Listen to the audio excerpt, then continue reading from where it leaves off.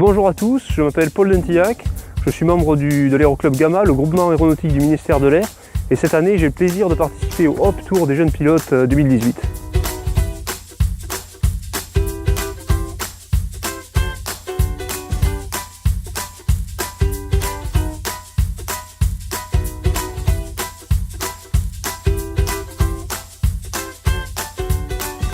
Alors on est ici à l'entrée de l'aéroclub.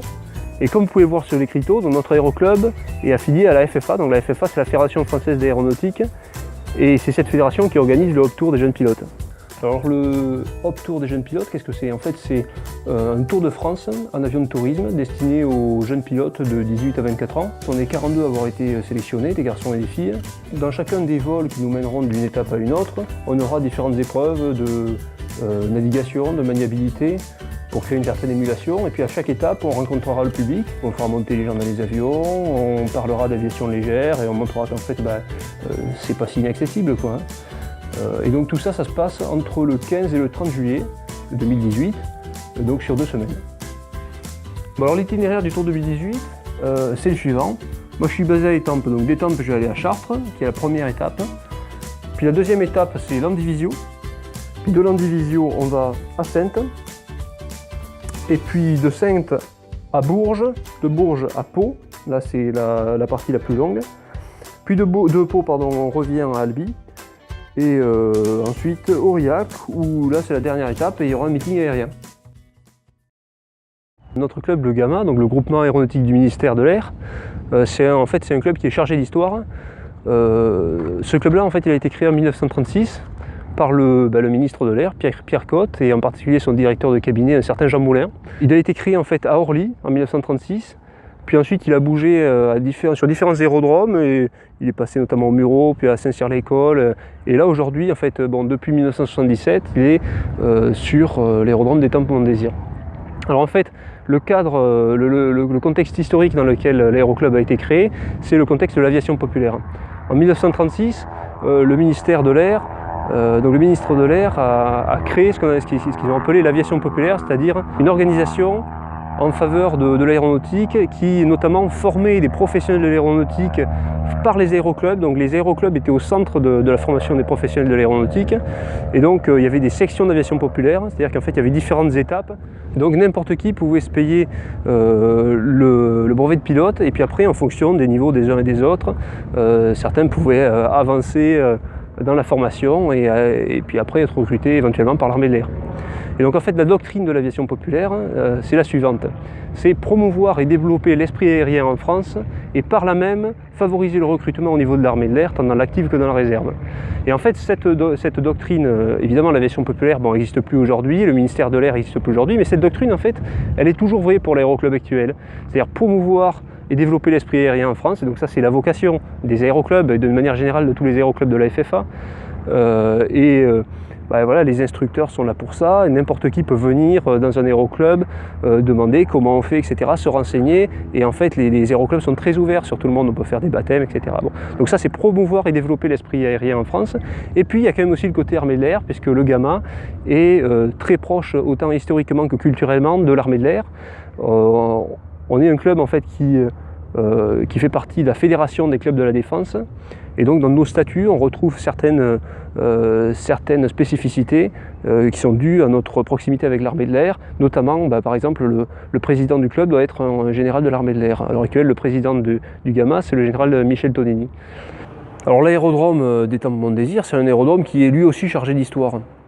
Au début du siècle dernier, Louis Blériot et Henri Farman, qui sont 2 pionniers de l'aéronautique, ont décidé d'installer leur école de pilotage ici à Mont-Désir. Et puis après, dans l'histoire, il y a eu différents événements qui ont marqué en fait l'histoire de l'aéronautique française, et notamment la création de la patrouille d'Étampes, la fameuse patrouille d'Étampes, qui en fait a été créée par des instructeurs de l'école de pilotage d'Étampes. Cette patrouille, en fait, c'est historiquement l'ancêtre de la patrouille de France. Par la suite, il y a eu aussi, par exemple, la Coupe Deutsch de la Meurthe, qui était une compétition de vitesse en avion, qui a eu lieu ici à Mont-Désir. et qui a du coup aussi contribué à marquer l'histoire du terrain. Ensuite, le terrain est devenu une base militaire, c'était la base aérienne 251 de Mont-Désir, qui maintenant n'est plus active. Alors aujourd'hui, l'aérodrome, depuis la fin du siècle dernier, est uniquement consacré à l'aviation légère. Donc on a 8 aéroclubs sur la plateforme, une piste de 700 mètres long, 20 mètres de large en dur, et une piste en herbe en plus qui est plus longue. Et l'aérodrome est contrôlé, ce qui permet de s'entraîner à communiquer avec le contrôle aérien. Alors, maintenant, il est temps pour moi de me présenter. Donc, je m'appelle Paul Dantillac, je suis né à Rodez dans l'Aveyron, et à l'heure actuelle, bon, je suis en région parisienne en fait pour le travail.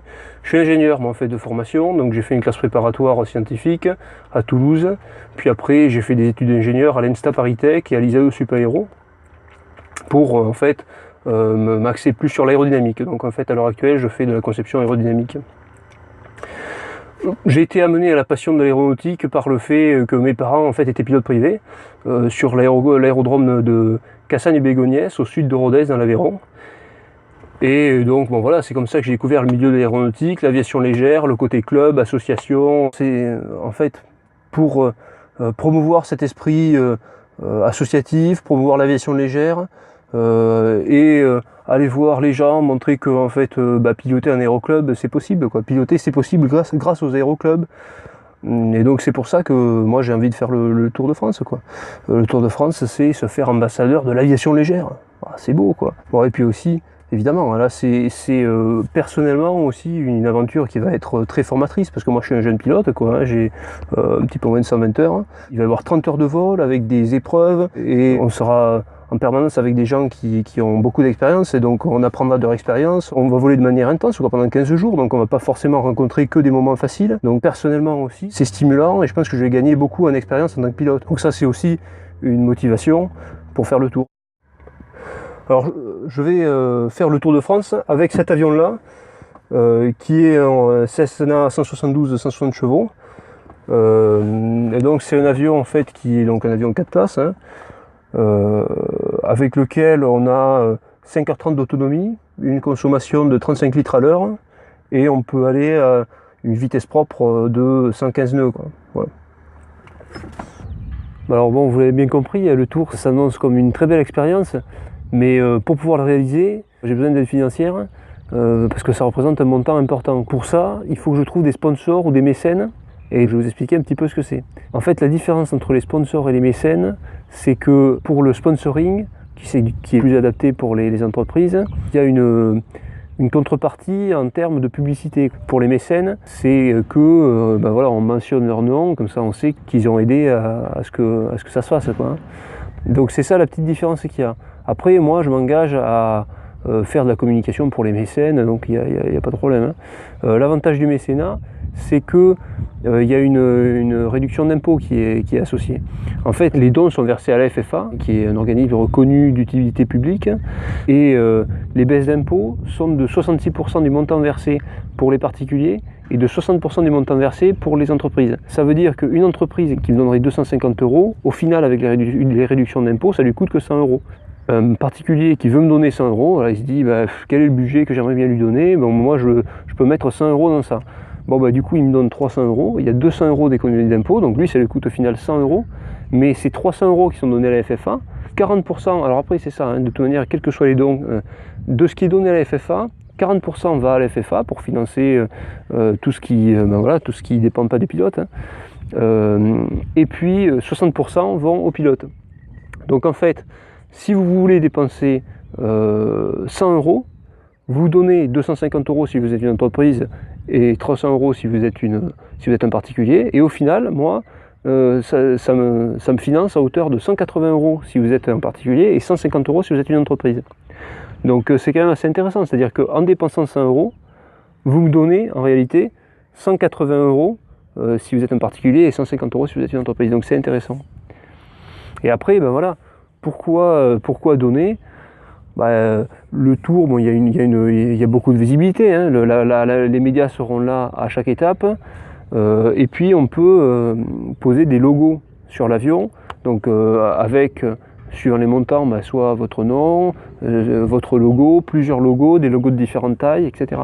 Et en fait ces logos seront vus par le public, parce que voilà, le public va venir, on fera des présentations de l'avion, etc. On va échanger, donc ça sera visible, quoi. L'avant de l'avion est réservé à la FFA, donc là c'est les logos FFA et partenaires FFA, et c'est l'arrière de l'avion qui est libre, donc c'est sur l'arrière de l'avion et sur le bas des ailes qu'on va mettre en fait vos logos, et des deux côtés évidemment. Bon, tout ça c'est une belle aventure, hein. Donc moi je serais content que ça puisse se faire, d'avoir le financement, etc. et de pouvoir partager cette aventure avec vous, quoi. Donc ben voilà, j'espère qu'on aura ce plaisir de vivre tout ça ensemble et que ça pourra se faire, quoi. Allez, merci à tous, au revoir.